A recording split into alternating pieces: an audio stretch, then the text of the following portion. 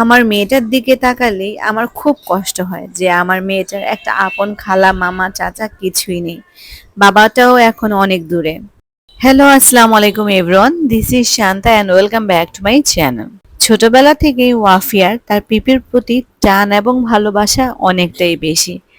মাঝে মাঝে আমার মেয়েটাকে দেখলে বেশ খারাপ লাগে আমার কাছে, যে আমার মেয়েটার একটা আপন মামা, একটা আপন খালা, একটা আপন চাচা কিছুই নেই, শুধুমাত্র একটা আপন ফুপি ছাড়া। জীবনে চলতে গেলে কিন্তু প্রতিটা সম্পর্কেরই খুব প্রয়োজন। আমি নিজে ছোটবেলা থেকে প্রচুর প্রচুর মামার ভালোবাসা পেয়েছি। খালামুনিরা আমাকে অনেক অনেক ভালোবাসা দিয়েছে। তার সাথে ফুপিরাও আমাকে অনেক ভালোবেসেছে। যদিও আমার নিজের আপন কোনো চাচা নেই, তারপরেও আমি অনেক ভালোবাসা পেয়েছি সবার কাছ থেকে। তাই আমি প্রতিটা সম্পর্কের মূল্য বুঝি। জীবনে বাঁচতে হলে প্রতিটা সম্পর্কই কতটা গুরুত্বপূর্ণ। তবে এটাও সত্যি যে ওয়াফিয়ার আপন খালা বা মামা না থাকলেও ওয়াফিয়া কখনো সেটা উপলব্ধি করতে পারেনি। তাহসিন, সাব্বির, মুক্তি সবাই ওকে এত এত ভালোবাসা আর এত পরিমাণ আদর দিয়েছে যে আসলে ওয়াফিয়া এখনো ফিল করতে পারে না বা জানেও না আসলে ও এতটা ছোট, যে ওরা ওর আপন খালা বা মামা না। আর ওয়াফিয়ার জন্য ওদের ভালোবাসাটাও কিন্তু কখনোই পড়া ছিল না। আর ওয়াফিয়া এত সুন্দর সুন্দর সম্পর্কগুলো পেয়েছে শুধুমাত্র ওদের সাথে আমার সম্পর্কের জন্য। তাই আমার কাছে প্রতিটা সম্পর্কেরই অনেক গুরুত্বপূর্ণ। আজ অনেক দিন পরে পিপি আর ভাইজি মিলে কোয়ালিটি টাইম স্পেন্ড করছে।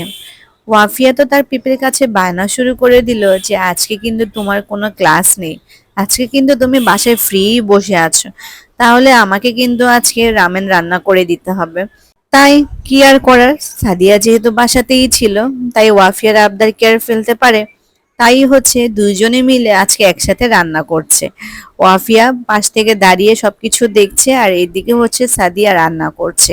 কোয়ার্টার ছাড়ার পরে ওয়াফিয়ার কিন্তু বেশ বেশ খারাপ লাগছে। সব সময় ওয়াফিয়া ওর বন্ধু বান্ধবদের কথা প্রচুর মনে পড়ে। সবসময় আমাকে বলতে থাকে যে আমরা আমাদের পুরনো বাসাতে চলে যেতে চাই।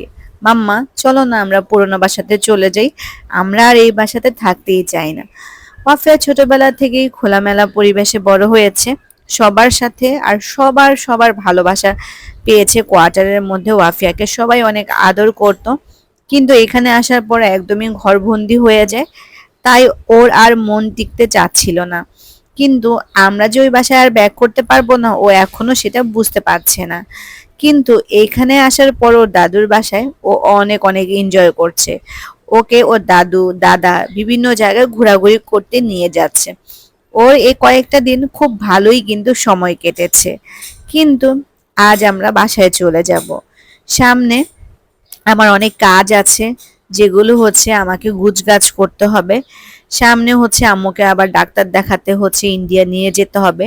তো সেটারই মূলত হচ্ছে প্রিপারেশন বাকি রয়েছে, টিকিটস কাটা বাকি রয়েছে, ডলার নিতে হবে, রুপি করতে হবে, সবকিছুই আছে। এছাড়া বাহিরের অনেক কাজ আছে। যাই হোক, খাওয়া দাওয়া কমপ্লিট করার পর দেন হচ্ছে আমরা এখন বাসায় চলে যাব। মেট্রোতে উঠে ওয়াফিয়া তো অনেক অনেক খুশি। ওর নাকি মেট্রোতে চড়তে অনেক ভালো লাগে। যাই হোক, ফাইনালি বাসায় চলে আসলাম। বাসায় এসে দেখি দুইখান চড়ুই পাখি আমার রুমের বারান্দায় বসে আছে। আর আমি যে তোমাদেরকে দেখিয়েছিলাম আমার রুমের বারান্দায় ছোট্ট একখানা পুকুর তৈরি করেছিলাম, সেইখান থেকে হচ্ছে চড়ুই পাখিগুলো হচ্ছে পানি খেতে আসে। মেনলি হচ্ছে পানি খাওয়ার জন্য এই চড়ুই পাখিগুলো আসে, কিন্তু সাথে করে আমার গাছগুলোও ছিঁড়ে ছিঁড়ে খেয়ে চলে যায়। কেমনটা লাগে বলো তো। বাসায় আসতে আসতে দুপুর গড়িয়ে বিকেল হয়ে গিয়েছে আর প্রচুর ক্ষুধাও লেগে গিয়েছে। তাই আম্মু ঝটপট করে হচ্ছে জাস্ট হচ্ছে খিচুড়ি রান্না করে ফেলেছে। এখন হচ্ছে আমি খিচুড়িটা খাবো। আলহামদুলিল্লাহ, খিচুড়িটা এত এত মজা হয়েছে। আসলে মায়ের হাতে রান্না বলে কথা। আমার এই টাইপের খিচুড়ি অনেক অনেক পছন্দ। অনেকের আছে ভুনা খিচুড়ি বেশি পছন্দ, আমার আবার একটু পাতলা পাতলা টাইপের ঝাল ঝাল খিচুড়ি খেতে অনেক অনেক ভালো লাগে। তবে রাহাতের জন্য আমাদের বাসায় সব সময় হচ্ছে ভুনা খিচুড়িটা রান্না করা হতো, কারণ রাহাতের ভুনা খিচুড়ি অনেক অনেক পছন্দ। কিন্তু লোকটা তো আর নেই।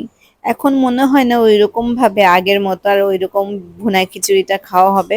বা যখনই খাই না কেন তখনই ওকে অনেক অনেক অনেক মিস করব। তবে লোকটা যেখানেই থাকুক না কেন সে যেন ভালো থাকে, সুস্থ থাকে, সবসময় এটাই দোয়া করি। যাই হোক, আজকের ব্লগটা আর বেশি লং করব না। এই তো ছিল আমার আজকের ছোটখাটো একটা ডেইলি ব্লগ। কেমন লেগেছে তোমাদের কাছে অবশ্যই কিন্তু কমেন্ট সেকশনে জানাতে ভুলবে না। নতুন ব্লগে আবার দেখা হয়ে যাবে তোমাদের সাথে। টিল দেন সবাই ভালো থাকবে, সুস্থ থাকবে। ও যারা যারা এখনো পর্যন্ত আমার চ্যানেলটিকে সাবস্ক্রাইব করনি, ডু সাবস্ক্রাইব। আল্লাহ হাফেজ।